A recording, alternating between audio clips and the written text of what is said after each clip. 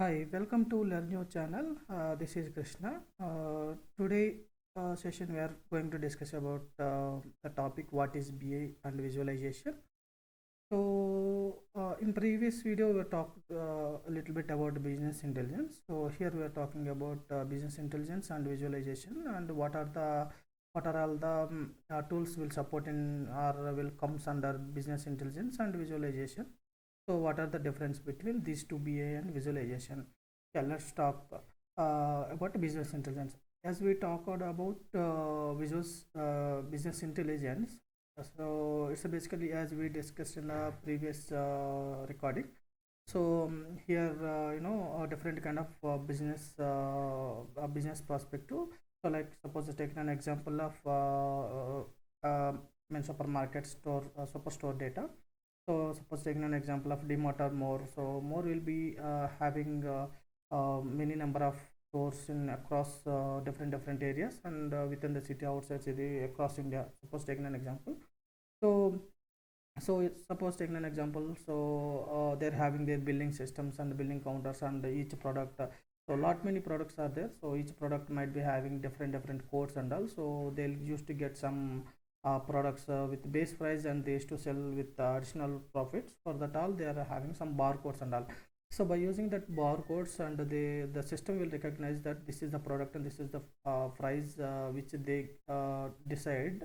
So while selling to the customers and they're offering different kind of offers also.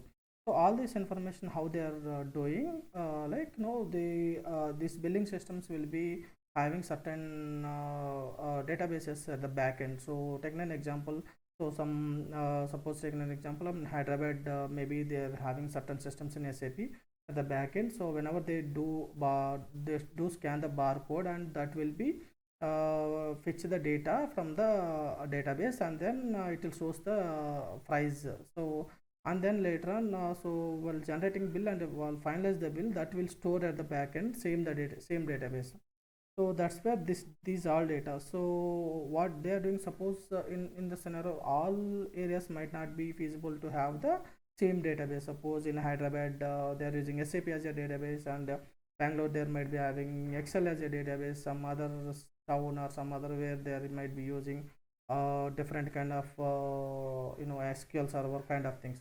So probably the currency might be different. Suppose in India we are using rupees, so some same supermarket might be there in some other country like US, it will be dollars. So the rate conversion is different. Basically if they want to analyze data and they want to see their visualization growth in particular country, so in that where what they have to do, they have to convert either in dollars or in either in rupees. So data is not in a structure format basically. So it's based on the country, it would be dollars or it would be Indian. So what they are doing, so as a Indian supervisor or as a Indian growth manager, they can able to see and they can take a decision based on the rupees wise.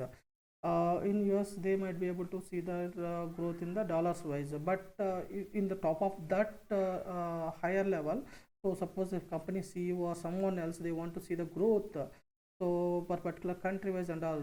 So in order to achieve that they might be able to analyze in the through the country. So in that case they need to have either rupees to dollars or dollars to rupees. That's where the data is in structure. So they might not be able to understand. Suppose in India the growth for 1 year it would be 1 million rupees. So in US it might be $2 million. So the comparison is not accurate because there is a price variation in the dollar to rupee. So in that scenario what this business intelligence will do, so the take all the data, not only rupee currency wise or not only for store wise or not only for whatever it might be. So the products, some products might not be available in Hyderabad, some products might be available in Bangalore based on that local prioritization.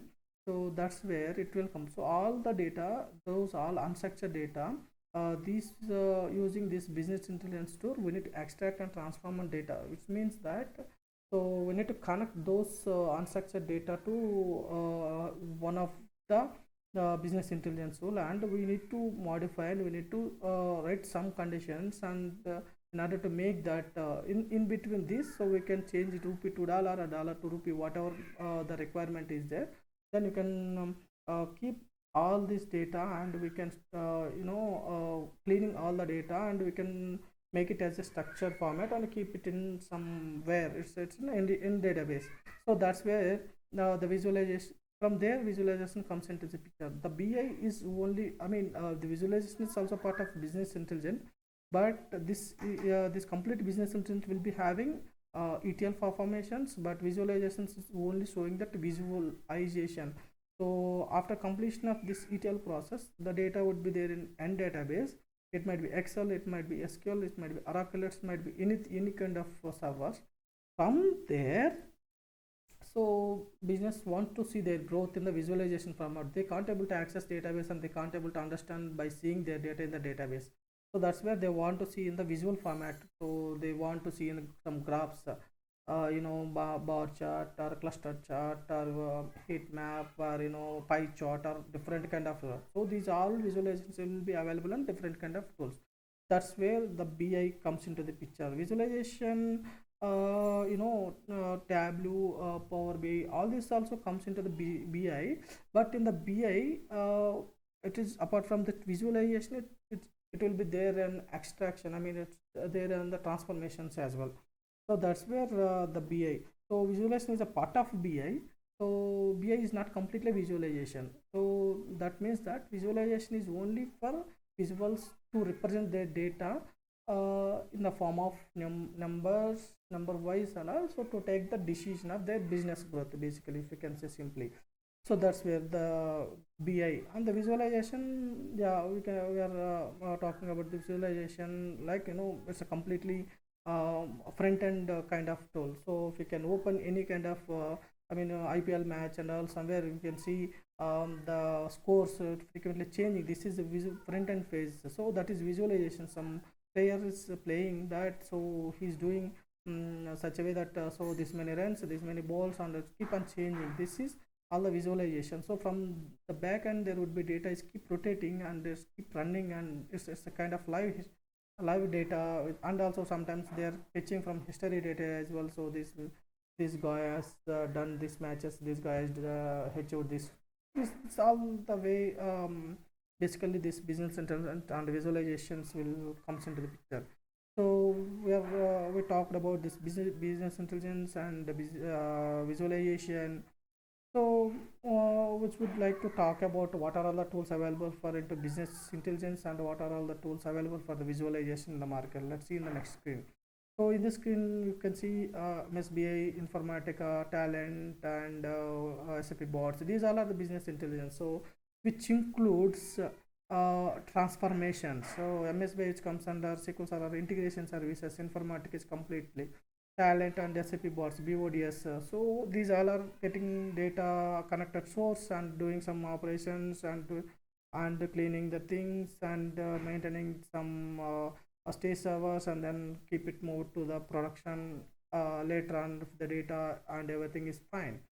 So after doing multiple validations, after doing multiple test scenarios, and after doing multiple jobs of running jobs, it would be moving data to the in destiny.